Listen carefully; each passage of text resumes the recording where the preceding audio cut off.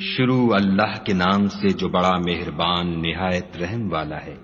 اے پیغمبر صلی اللہ علیہ وآلہ وسلم، جو عورت تم سے اپنے شوہر کے بارے میں بحث و جدال کرتی اور خدا سے شکایت رنج و ملال کرتی تھی، خدا نے اس کی التجا سن لی اور خدا تم دونوں کی گفتگو سن رہا تھا۔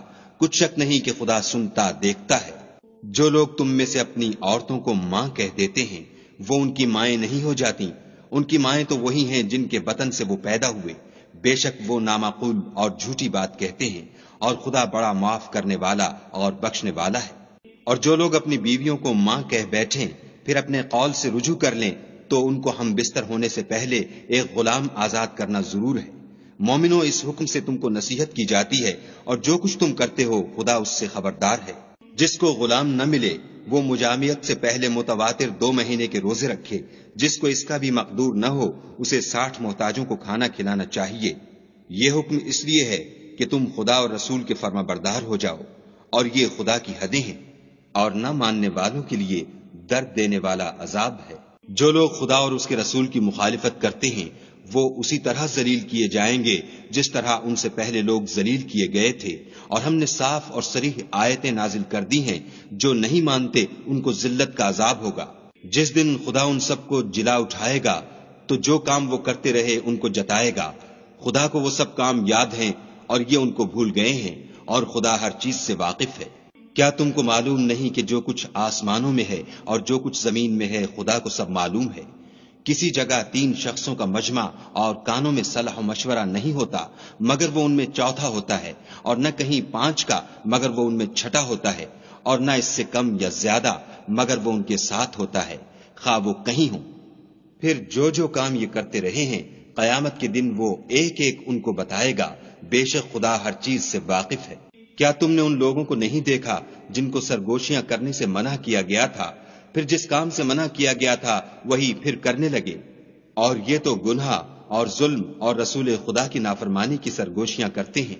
اور جب تمہارے پاس آتے ہیں تو جس کلمے سے خدا نے تم کو دعا نہیں دی اس سے تمہیں دعا دیتے ہیں، اور اپنے دل میں کہتے ہیں کہ اگر یہ واقعی پیغمبر ہیں تو جو کچھ ہم کہتے ہیں خدا ہمیں اس کی سزا کیوں نہیں دیتا؟ اے پیغمبر صلی اللہ علیہ وآلہ وسلم، ان کو دوزخ ہی کی سزا کافی ہے، یہ اسی میں داخل ہوں گے اور وہ بری جگہ ہے۔ مومنو، جب تم آپس میں سرگوشیاں کرنے لگو تو گناہ اور زیادتی اور پیغمبر کی نافرمانی کی باتیں نہ کرنا، بلکہ نیکوکاری اور پرہیزگاری کی باتیں کرنا، اور خدا سے جس کے سامنے جمع کیے جاؤ گے ڈرتے رہنا۔ کافروں کی سرگوشیاں تو شیطان کی حرکات سے ہیں، جو اس لیے کی جاتی ہیں کہ مومن ان سے غمناک ہوں، مگر خدا کے حکم کے سوا ان سے انہیں کچھ نقصان نہیں پہنچ سکتا۔ تو مومنوں کو چاہیے کہ خدا ہی پر بھروسہ رکھیں۔ مومنوں، جب تم سے کہا جائے کہ مجلس میں کھل کر بیٹھو تو کھل بیٹھا کرو، خدا تم کو کشادگی بخشے گا۔ اور جب کہا جائے کہ اٹھ کھڑے ہو تو اٹھ کھڑے ہوا کرو۔ جو لوگ تم میں سے ایمان لائے ہیں اور جن کو علم عطا کیا گیا ہے خدا ان کے درجے بلند کرے گا، اور خدا تمہارے سب کاموں سے واقف ہے۔ مومنو، جب تم پیغمبر کے کان میں کوئی بات کہو تو بات کہنے سے پہلے مساکین کو کچھ خیرات دے دیا کرو، یہ تمہارے لیے بہت بہتر اور پاکیزگی کی بات ہے۔ اور اگر خیرات تم کو میسر نہ آئے تو خدا بخشنے والا مہربان ہے۔ کیا تم اس سے کہ پیغمبر کے کان میں کوئی بات کہنے سے پہلے خیرات دیا کرو ڈر گئے؟ پھر جب تم نے ایسا نہ کیا اور خدا نے تمہیں معاف کر دیا تو نماز پڑھتے اور زکوٰۃ دیتے رہو، اور خدا اور اس کے رسول کی فرما برداری کرتے رہو، اور جو کچھ تم کرتے ہو خدا اس سے خبردار ہے۔ بھلا تم نے ان لوگوں کو نہیں دیکھا جو ایسوں سے دوستی کرتے ہیں جن پر خدا کا غضب ہوا؟ وہ نہ تم میں ہیں نہ ان میں، اور جان بوجھ کر جھوٹی باتوں پر قسمیں کھاتے ہیں۔ خدا نے ان کے لیے سخت عذاب تیار کر رکھا ہے، یہ جو کچھ کرتے ہیں یقیناً برا ہے۔ انہوں نے اپنی قسموں کو ڈھال بنا لیا اور لوگوں کو خدا کے رستے سے روک دیا ہے، سو ان کے لیے ذلت کا عذاب ہے۔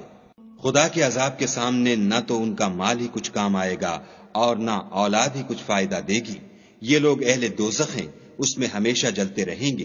جس دن خدا ان سب کو جلا اٹھائے گا تو جس طرح تمہارے سامنے قسمیں کھاتے ہیں اسی طرح خدا کے سامنے قسمیں کھائیں گے، اور خیال کریں گے کہ ایسا کرنے سے کام لے نکلے ہیں۔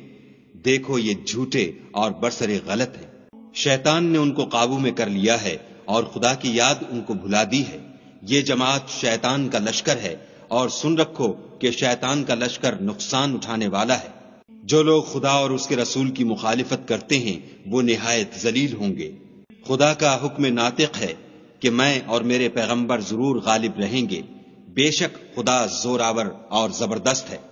جو لوگ خدا پر اور روز قیامت پر ایمان رکھتے ہیں تم ان کو خدا اور اس کے رسول کے دشمنوں سے دوستی کرتے ہوئے نہ دیکھو گے، خواہ وہ ان کے باپ یا بیٹے یا بھائی یا خاندان ہی کے لوگ ہوں۔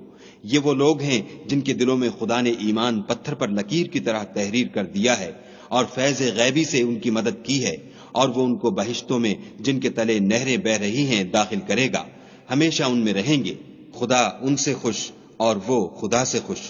یہی گروہ خدا کا لشکر ہے، اور سن رکھو کہ خدا ہی کا لشکر مراد حاصل کرنے والا ہے۔